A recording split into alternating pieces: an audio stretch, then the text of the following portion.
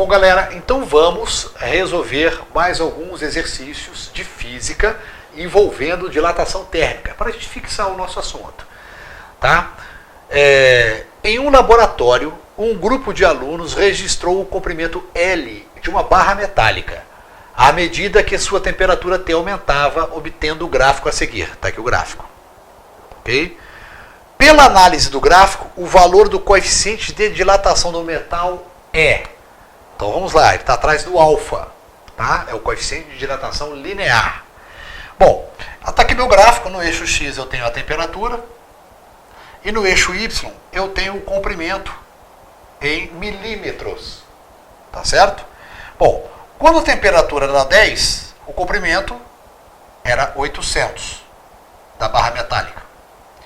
Quando a temperatura chegou em 110, o comprimento foi para 801. Isto é, teve uma variação de 1 milímetro. Numa variação de temperatura de 100 graus Celsius.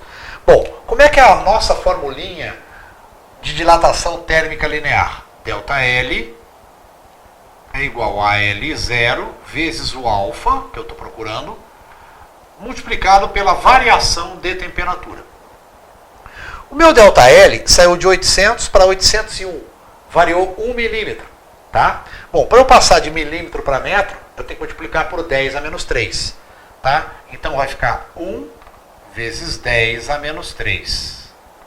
Esta é a minha variação de comprimento. Foi 1 milímetro. De 800 para 801, 1 milímetro. Vezes o L0. Bom, no início do fenômeno, da observação do fenômeno, que era 10 graus Celsius, a barra tinha quantos metros? 800 milímetros. Né? 800 milímetros. Passando para metro, multiplica por 10 a menos 3. Então, 800 vezes 10 a menos 3. Vezes o alfa, que eu quero saber, vezes a variação de temperatura. Qual foi a variação de temperatura? 110 menos 10. A variação de temperatura, então, daqui para cá, a variação de temperatura, na verdade, é 100 graus Celsius. Está aqui a variação de temperatura. 100 graus Celsius. 100 graus Celsius. Então eu vou botar 100 lá. Também, 100. Eu quero o alfa, né? Bom, o que acontece com esse 10 a menos 3 de cá com 10 a menos 3 de cá? Corta. Bacana. Então o que acontece? Eu vou agora passar o 800 vezes 100 dividindo. E eu posso escrever isso assim, ó. Quer ver? O alfa será igual, aqui é 1, né? Sobre 800 vezes 100. Tá certo? 1, 2, 3, 4. Que é 8 vezes 10 a quarta. 8 vezes 10 a quarta. Bom, vou dividir agora o 1 por 8. Vai, 0,125. 0,125. Então, olha só. Isso aqui vai dar 0,125. Tá? Bom, esse 10 a quarta estava embaixo, eu posso passar para cima negativo. 10 a menos 4. Tá? Se eu deslocar essa virgulinha para cá para o 1, eu vou ficar com alfa é igual. Eu posso passar essa virgulinha para cá. Ó. Vai ficar 1,25. Só que eu andei uma casinha aqui, somo uma aqui também no expoente. Fica 10 a menos 5 graus Celsius a menos 1. Então está aqui resolvido o meu coeficiente de dilatação. Resolvida mais uma questãozinha aí. Bacana? Ok, vamos a mais um probleminha aí de dilatação térmica. Vejam lá. A figura mostra um balanço AB suspenso por fios, presos ao teto. Os fios têm coeficiente de dilatação A, esse fio A, 1,5 vezes 10 a menos 5, Kelvin a menos 1. E alfa B, isto é, coeficiente de dilatação térmica do fio B, que é esse aqui, 2 vezes 10 a menos 5 vezes Kelvin a menos 1. E comprimentos LA e LB. O balanço é esse aqui, né? O balanço é esse. Este é o balanço.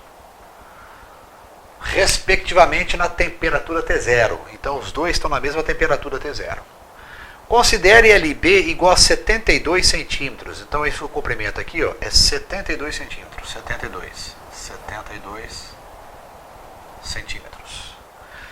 Calcule LA, para que o balanço permaneça na posição horizontal em qualquer temperatura.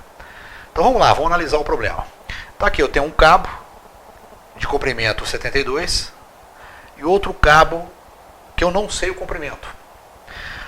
O fato é o seguinte, eles estão na mesma temperatura. Se eu aquecer, ok? Qual será o valor de LA para que, ao ocorrer dilatação tanto do LB quanto do LA, dos dois cabos, eu permaneça paralelo ao solo? Isto é, um não pode, essa ponta B não pode ficar mais abaixo, nem a ponta A mais abaixo. Tem que permanecer paralelo ao solo. Acontece que os coeficientes de dilatação linear são diferentes. Então o que acontece? Esse aqui vai sofrer uma dilatação e esse vai sofrer uma dilatação. As duas dilatações têm que ser iguais. As variações de comprimento têm que ser iguais. Se elas forem iguais, eu garanto que o balanço permanecerá paralelo ao solo. Então as duas dilatações de comprimento têm que ser iguais. Mas como os coeficientes de dilatação linear são diferentes, qual seria então o comprimento LA? É essa a pergunta do problema. Então, olha só, na verdade, a variação de comprimento ΔLA tem que ser igual à variação de comprimento ΔLB, para que o balanço permaneça na posição horizontal em relação ao solo, para qualquer temperatura. Como é que eu escrevo ΔLA? ΔLA é o comprimento, LA inicial, vezes o coeficiente de dilatação térmica deste cabo aqui. Qual é? É 1,5 vezes 10 a menos 5 kelvins. Vezes a variação de temperatura que eu vou submeter, que tem que ser a mesma variação de temperatura desse cabo aqui. Como é que eu escrevo a dilatação térmica linear deste cabo aqui? ΔLB será o L0, o LB 0, né? 72, vezes o coeficiente linear B, que é 2, vezes 10 a menos 5, vezes a variação de temperatura, que é a mesma do LA. Ok? Pronto. Repare bem, com esse 10 a menos 5, com esse 10 a menos 5 eu posso cortar. Esse ΔT, que é a variação, eu posso cortar também. Eu vou isolar o LA. O LA, que é o que eu estou procurando, é igual a 72 vezes 10 vezes 2, 72 vezes 2, dividido por 1,5. Vamos fazer essa conta aí. Ok? Vamos lá. 72 vezes 2. 72 vezes 2. 144. Aqui dá 144. 144. Dividido por 1,5. Dividido por 1,5. 96. Ah, certo. Ok, então dá 96. 96 o quê? Centímetros. Então pronto, mais um probleminha aí de dilatação térmica resolvido.